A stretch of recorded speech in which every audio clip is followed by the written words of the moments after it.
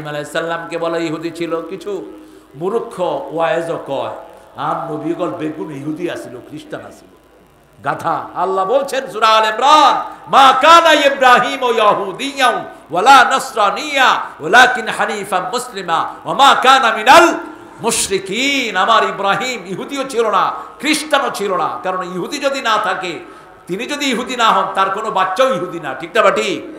আমরা রাসূল সাল্লাল্লাহু আলাইহি সাল্লাম বললেন, না তুমি মূসা আলাইহিস সালামের উত্তরসূরি, তোমার উত্তরসূরি হলো মূসা আলাইহিস সালাম। তুমি কোন ইহুদির মাইয়া না, কোন নবী ইহুদি ছিলেন না, খ্রিস্টানও ছিলেন না, সব নবী কি ছিলেন?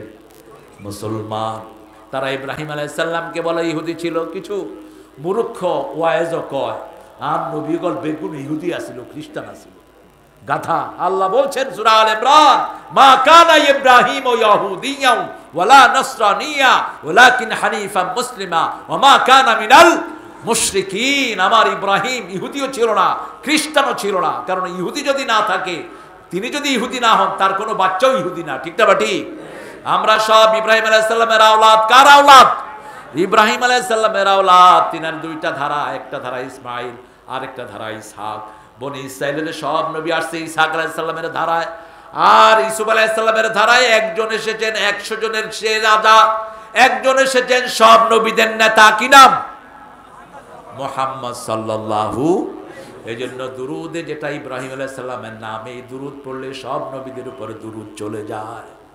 সাফিয়া হেসে দিলেন, রাসূল সাল্লাল্লাহু আলাইহি ওয়াসাল্লাম চলে গেলেন তার কাছ থেকে। এভাবে সব বিবিকে হাস্য উজ্জ্বল করে দিতেন, রাহমাতাল লিল আলামিন। আল্লাহ রাব্বুল আলামিন সেজন্য বলছেন, লিতুনজিরা কওমান মা উনজিরা বাহুম ফাহুম গাফিলুন। সতর্ক করবেন নিজের ছেলে মেয়েকে। আজকে বেশি দরকার ছেলে মেয়েদের সতর্ক। ইন্টারনেট ধ্বংস করে দিচ্ছে আমাদের পরিবার। ঠিক না বা ঠিক? ছেলে মেয়ে সব পরকীয়ায় ব্যস্ত এখন। আপনারা নাই? আপনারা ভালো। বোরে পাশে রেখে আরেক বেটির লগে হতা হয়, এরকম ডাকাইতে আছে না নাই? কিসের তোর ফেসবুক? ফেসবুক গুলিয়ে দে। যেই ফেসবুক আমলনামায় জিনা ঢুকায়, এই ফেসবুক পুড়ে ফেল। কিসের ফেসবুক?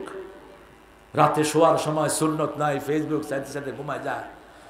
যদি কোনো মেয়ে দেখে তুমি ঘুমাও, কিয়ামত পর্যন্ত এই ল্যাংটা মেয়ে তোমার চোখের সামনে হাজির করবেন কে? কিভাবে নাজাতের আশা করো? কিভাবে তুমি অন্যের সাথে সম্পর্ক গড়ো? নিজের বিবি হলো সবচেয়ে বড় রহমত। বিবির সাথে খোশালাপ করতেন, রাহমাতাল লিল। বিবির সাথে পরামর্শ করতেন। দেখেন কত নবী সাইয়্যিদুল আম্বিয়া পরামর্শ নিতেন কার থেকে? বিবির থেকে। সফরে যখন রোজা নিষিদ্ধ হলো, রাসূল সাল্লাল্লাহু আলাইহি ওয়াসাল্লাম বললেন, এই তোমরা সফরে আসো, সবাই রোজা ভাঙো। একজনও রোজা ভাঙেন নেই। রাসূল সাল্লাল্লাহু আলাইহি ওয়াসাল্লাম মনে ব্যথা পেয়ে তাঁবুর ভিতরে গেলেন, গিয়ে বলছে, আয়েশা আমার সাহাবীরা তো আমার কথা শুনতেছে না, কি করব? বলছে, আপনি খায়া বের হন, দেখবেন সবাই খাবে। আপনি ঘরের থেকে কি করেন? খাজুর মুখে দিয়ে অনে হন, বেগুনা হয়ে গেল। কি পরামর্শ দেখেন। রাসূল সাল্লাল্লাহু আলাইহি ওয়াসাল্লাম ঠিকই মুখে খেজুর দিয়ে ঘর থেকে বের হলেন। এখন সবাই খাওয়া শুরু করলো। সুবহানাল্লাহ বলবেন না? তো পরামর্শটা নিচে কার থেকে? কার থেকে? বিবির থেকে নিয়েছেন। সুবহানাল্লাহ কইতে ইচ্ছা করে না। সব পরামর্শ মক্কার জমিনে কার সাথে করতেন? মা খাদিজাতুল কুবরা রাদিয়াল্লাহু আনহার সাথে।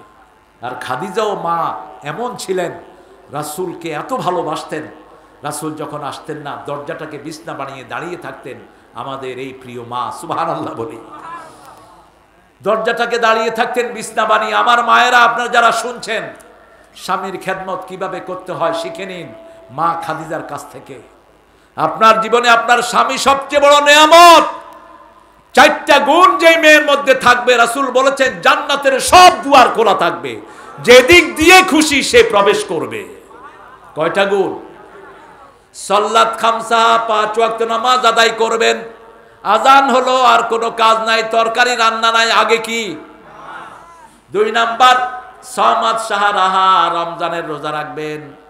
3 নাম্বার আতাআত বালাহা, স্বামীর আনুগত্য করবেন। কিসের বর, কিসের ঘর, যেমন খুশি তেমন কর, এটা কুফরি স্লোগান। এটা যারা দেয় ওরা কাফের। ঠিক না বা ঠিক? রাসূল বলেছেন, যে স্ত্রীর জন্য স্বামী দোয়া করে ওই স্ত্রী জান্নাতি।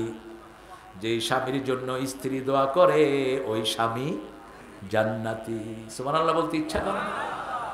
4 নাম্বার বললেন আহসানাত ফরজাহা, নিজের লজ্জাস্থানকে যে হেফাজত করবে, এই 4টা গুণ যে বজায় রাখবে, জান্নাতের 8টা দরজা আল্লাহ তার জন্য খুলে দিবেন। আরেকটা কাজ করলে জান্নাতের 8টা দরজা খোলা হয়, করবেন তো? করবেন তো? হাদিসটা জানেন, আজকে আমি পড়েছি আবার নতুন করে, মুসলিম শরীফের হাদিস। ওযু করার পরে যে পড়বে আশহাদু আল্লা ইলাহা ওয়াহদাহু ওয়া আশহাদু আন্না মুহাম্মাদান, জান্নাতের 8টি দরজা তার জন্য খোলা। আরো আসতে হন না সুবহানাল্লাহ। যেই দরজা দিয়ে খুশি সেই দরজা দিয়ে তিনি ঢুকতে পারবেন। কি নিয়ামত আল্লাহ দিয়েছেন। কিন্তু আপনি কালেমা পড়লেন, সব পড়লেন, কিন্তু ইসলামী দল নাই। ইসলামী দল হইবনি, না হইবনি, নইব। কারণ আগে হলো ইসলামী দল। রাসূল 13 বছর নামাজের দাওয়াত দেন নাই, যাকাত হজের দাওয়াত দেন নাই, 13 বছর দাওয়াত দিয়েছেন উদখুলু ফিস সিলমি কাফা, ইসলামে ঢুকো, ইসলাম আছে যেখানে নাজাত আছে। কালেমা পড়ার মানে হলো তুমি অন্য কোন দল করতে পারবা, অন্য কারো নামে পড়তে পারবা না। কার নামে পড়তে হবে?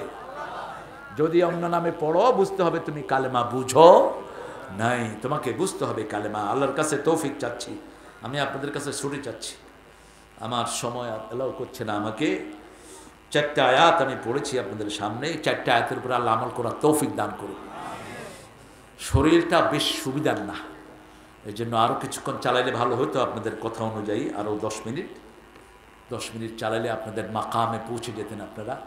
তো ইনশাআল্লাহ আমার পরে আমাদের কাদের ভাই কিছু কথা বলবেন, আর ওলামা হযরত আছেন। পড়েন সুবহানাকা আল্লাহুম্মা ওয়া বিহামদিক আশহাদু আন লা ইলাহা ইল্লা আনতা আস্তাগফিরুকা ওয়া আতুবু ইলাইক। আল্লাহ আমাদের সবাইকে মাফ করে দেন।